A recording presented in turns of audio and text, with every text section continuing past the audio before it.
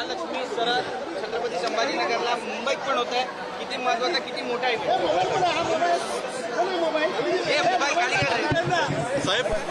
महालक्ष्मी सरस महाराष्ट्र शासनाच्या ग्रामविकास विभागाच्या माध्यमातून चालणारं उमेद अभियान आणि विविध अभियानाच्या माध्यमातून बचत गटाचं सक्षमीकरण करण्याच्या दृष्टीनं एक मोठी बाजारपेठ आहे.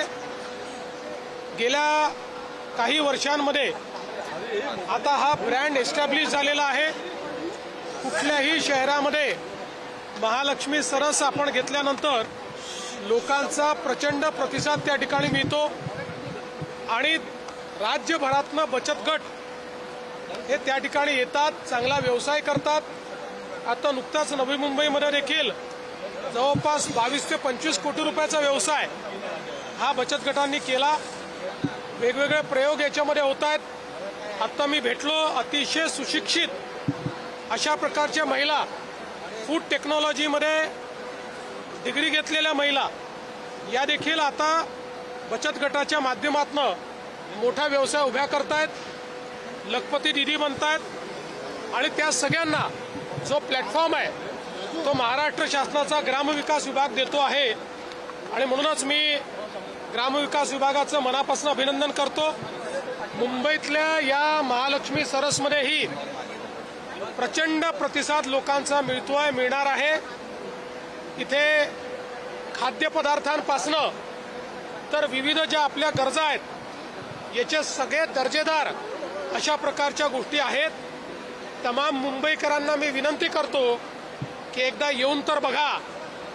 तुम्ही इथे आलात तर पुढच्या वर्षी वाट पाहाल महालक्ष्मी सरस कुठे आहे. लाडक्या बहिणींच्या लखपती दिदीमध्ये रूपांतर करण्यासाठी तुमची उमेद संकल्पना आणलेली होती. प्रचंड मागणी आहे. 700 रुपयाची मागणी देखील आता पुढे येते. हे निश्चितपणे अतिशय चांगलं काम चाललेलं आहे. लाडक्या बहिणीचे टार्गेट आम्ही आता वाढवतो. 50 लाखावरनं 1 कोटीवर आम्हाला जायचं आहे. आणि आमचे मंत्री जयकुमार गोरे असतील, कदम असतील आणि सगळी आमची टीम असेल, ही टीम आता याच्याकरता पूर्ण ताकदीने मागे लागली. साहेब, पुण्यामध्ये अल्पवयीन बलात्काराची घटना घडलेली आहे. मोठा रोष लोक रस्त्यावर. पुणे जिल्ह्यातली जी घटना आहे ही अतिशय निंदनीय, अतिशय दुःखदायी अशा प्रकारची घटना आहे. 3-3.5 वर्षाच्या चिमुकलीवर 65 वर्षाच्या नराधमानं त्या ठिकाणी अत्याचार केला आहे आणि तिचा खून देखील केलेला आहे. आरोपीला अटक झालेली आहे. आरोपीचे अशा प्रकारचे जुने संदर्भ देखील त्या ठिकाणी दिसत आहेत. एकूणच या घटनेतनं समाजामध्ये मोठा रोष आहे. सगळ्यांनाच या घटनेमुळे त्या मुलीच्या बद्दल, त्यांच्या परिवाराबद्दल प्रचंड हळहळ वाटते. आरोपीला अटक तर केलीच आहे, पण मी आश्वस्त करू इच्छितो की फास्ट ट्रॅक कोर्टामध्ये हा संपूर्ण हे प्रकरण आम्ही नेऊ. स्पेशल त्या ठिकाणी फास्ट ट्रॅक कोर्ट तयार करायला आम्ही हायकोर्टाला विनंती करू.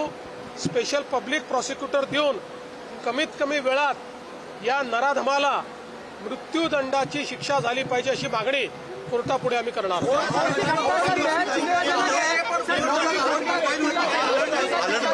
अलर्ट मेसेज आला त्यामुळे अरे एका वेळी एक जण बोला नाही.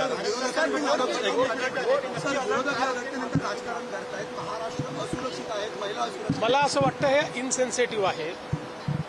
प्रत्येक गोष्टीत राजकारण शोधून काढणं यापेक्षा वाईट दुसरं काही असू शकत नाही. काही गोष्टीत तरी संवेदना बाळगली पाहिजे.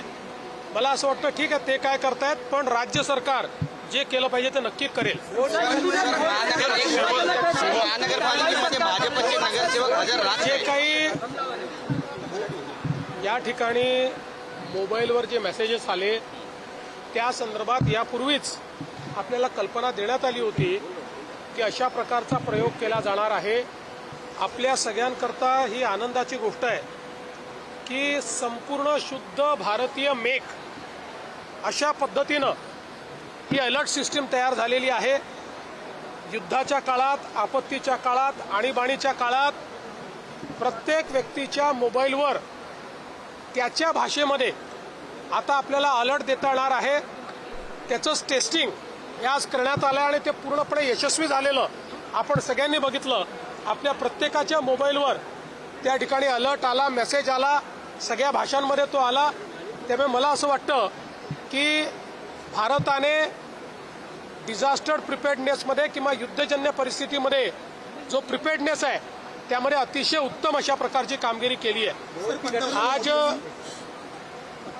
आज महालक्ष्मी सरस के माध्यम से ये जो प्रदर्शनी लगाई गई है, महाराष्ट्र सरकार के ग्राम विकास विभाग के माध्यम से महिला बचत गट के लिए एक बाजार के रूप में इसको देखा जाता है. इसके कारण महिलाओं को रोजगार मिल रहा है, अपनी चीज़ों को बेचने का एक प्लेटफॉर्म मिल रहा है और लोगों को भी ये सारी चीज़ें पसंद आ रही है.